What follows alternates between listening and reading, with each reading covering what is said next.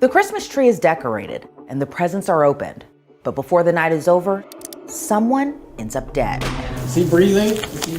I don't know. I've been trying to call you over and over and over. What happened? When a man is found naked and dead from a gunshot wound, the victim's wife makes a startling confession. We had an altercation.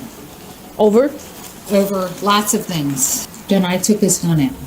It's Christmas night. The presents are unwrapped, the lights are still on, and inside a quiet house in Hamilton Township, New Jersey, a woman is on the phone with 911, saying words no operator wants to hear on a holiday. Her husband is on the floor. He's not moving, and she's the one who shot him. By the time police get there, this isn't a mystery. She tells them straight up what happened, but what she says next is going to split this case wide open, and it's going to take almost 2 years, 2 judges, and 1 appeals court to figure out what actually happened behind that front door. Mary Lou Wigglesworth and her husband David had been together for over 3 decades. On paper, they looked like any other couple heading into their 50s. David wasn't some stranger to the community either. He'd sat on the local planning board. He'd run for township committee. He'd even stood up as best man at the mayor's wedding. This was a guy people in Hamilton Township knew by name. So when officers show up that night and find David dead from a gunshot wound, and Mary standing there telling them she pulled the trigger, it doesn't take long for this to become the kind of story that makes headlines. I can. Where's the lights? Is there anybody else in the house? Is there anybody else in the house? Yeah. Is there any weapons in this house? Yeah. Well, yeah, there is. Where? Yeah. Well, in our bedroom. Okay. Do me a favor. Yeah. Sit right here in this chair. I don't have a problem. Is he breathing? I don't know. I've been trying to call you over and over and over. What happened? We had an altercation. Over Lots of things. Okay. And we had a fight. Okay. Then I took his gun out.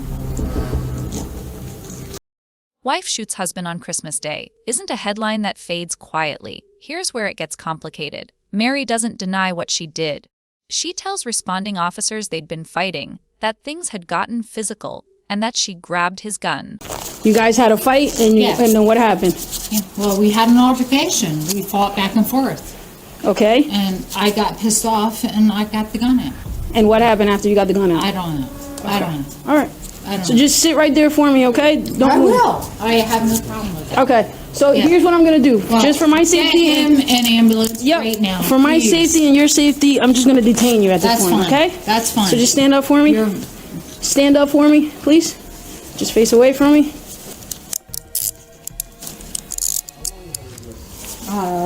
One second. An hour or 2 hours ago. An hour or 2 hours ago? I don't know when That we you were- guys were fighting? An hour probably ago. Okay, when was he like this, unconscious? Not long. Right afterwards, I called you guys. After you called us? Okay. Oh my God! Right afterwards. Okay. All right. If you can just stand up for me, do you have anything on you that's gonna poke me or hurt me? Of course not. All right, I'm just gonna have I to was search in my you. home. It's just procedure, okay? I know. Turn I was around in for my me. Home. Turn around for me, please. I know. I understand. I know you understand. I'm just trying to do Your job. exactly. I appreciate you understanding. What she also tells them almost immediately, before anyone even sits her down for a formal interview, is that this wasn't the first time. She says 30 years. She says physical abuse. She says mental abuse. And she says something that should stop anyone listening in their tracks. I've had enough. All right. 7 years of my life, my husband physically and mentally abused me, and I had enough. Okay. Do you realize? I'm listening to you. I'm telling you. Okay. I had enough. All right. I had enough. All And right. this is my life for the rest of my life, but I had enough. Okay. Yeah, I know. I know you say. I'm just listening. I'm No, listening. I know. I'm I not know. judging. It's your job. I'm not I judging know. you or anything like that. I'm Yeah. just listening. Just Yeah, stand right there for me, I okay? had enough. I had enough. Now pause on that for a second, because that line is going to become the center of this entire case. Mary is arrested that night and taken in for processing. Yeah. I know I'm going to jail. I know. Mary knew what was coming next, especially after officers pronounced David dead at the scene. She's transported to the police station for questioning. All right, Mary, let me just unbuckle you, all right? And we'll go inside. I'll take the cuffs off. I have to search you one more time, and then I'll get you some water, okay? Yeah, All right? please. I've never done anything wrong. And here's a detail that matters, one that a lot of people miss when they hear. She confessed. She keeps asking, over and over, to speak to her son. Not a lawyer first. Her son. A woman who by all accounts had spent decades keeping her private life private, suddenly arrested on the one night of the year built around family, begging to talk to her kid before anything else. Have you ever been out here before? Out here? Like, to your residence, you mean, or out here? Of course. We've No. lived here 26 years. Lean back for me. Landing. Thank you. No. Yeah, I've never been out Nobody here. knows about abuse that people puts up with because nobody knows because you keep it silent. That's not the reaction of someone thinking about how to spin a story. That's someone in shock. He is like great, and then he's not. Okay. He's like a nice person, and then he's like very controlling. And at this point, I have nothing to lose because I can't even lose. Bravo 14. I shot my husband because I love him to death, but he has a whole other side of him. I don't know who he is. 50s in age. An autopsy later confirms David died from a single gunshot wound. Just try to keep breathing and I take can't. I take know a my life is over. take a sip of water. It doesn't matter. I know my life is over. I know what I did was wrong. I know. I know. I love my husband. He was so verbally abusive. It's hard to handle. You don't understand. It's hard to understand.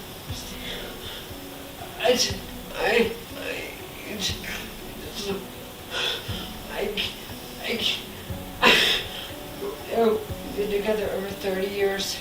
30 years. I know you've heard every story in the world. Every year. Why?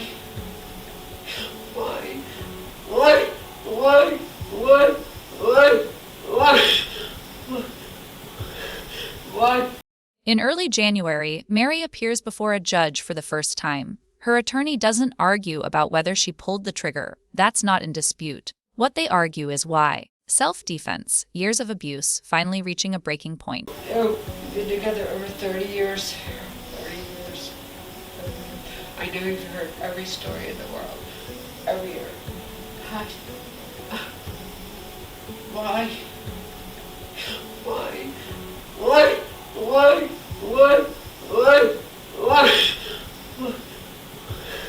Why do you do these things to me? I'm not a bad person. The judge isn't convinced, at least not yet. I don't go to jail. I do. And it's horrible. And I probably killed my husband. And it's horrible. My whole life, I've tried to be a good person. I tried. But this is where it got me. If you talk to my son, I never did anything wrong. What's happening right now? What's going on with me? Is my husband dead? I haven't been out there. I don't know. I don't even know. It's horrible. I swear to you, just lost it. Just lost it. Like when you're. Bail is denied. Mary is told she's staying in custody. Calm down. I know. I know you're looking at me like I'm an animal right now, and I'm not. I'm not. I've just been abused for so many years. Please contact my son for me, please. I'm begging you. Please. We'll get in touch with him. But this is where the case takes its first real turn. Her legal team appeals, and in February, a state appellate court steps in and reverses that decision. Can you hear me? Can you hear me? I just wanted to talk to you. Listen, I know tonight's been really difficult. All right, I know it's been a terrible experience and everything.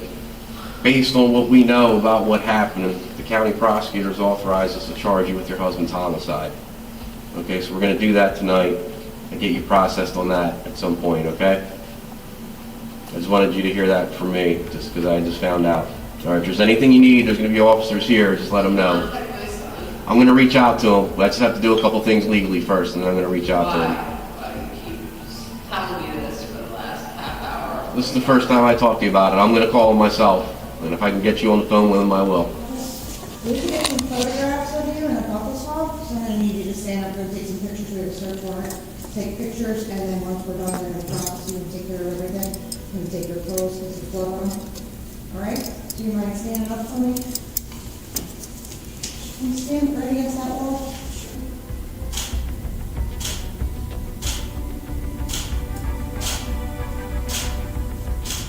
All right, now we're gonna take a buccal swab from you. Have you ever had a buccal swab taken? Just gonna take a cotton swab inside your mouth, both sides. Let me know. If anybody contacted my son. Do you know if they Talking counted? about this for hours now, and nobody's not letting me know anything, please. Whether they've contacted. Two appellate judges rule that the original court should have actually weighed her self-defense claim before locking her up with no path to bail. They also point out something just as important: prosecutors never showed she was a flight risk or a threat to the process. In plain terms, the court is saying the first judge skipped a step that matters.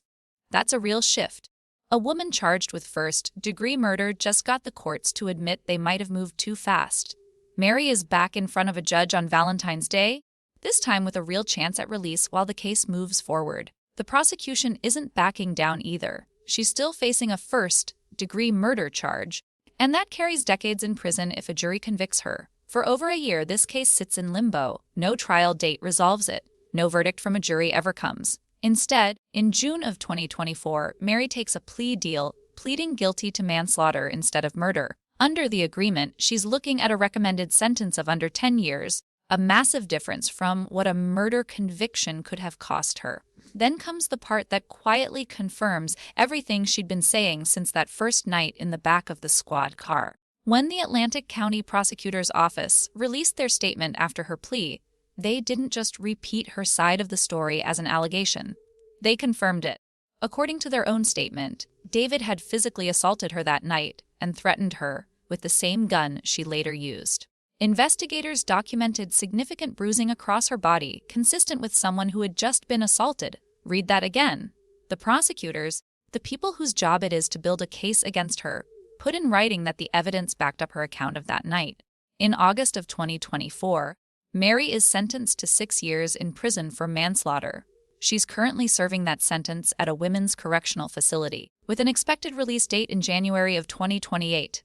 So where does that leave this case? A woman with no criminal history, married 30 years, ends up killing her husband on Christmas night, and the system that initially denied her bail eventually agrees the evidence supported her claim of abuse.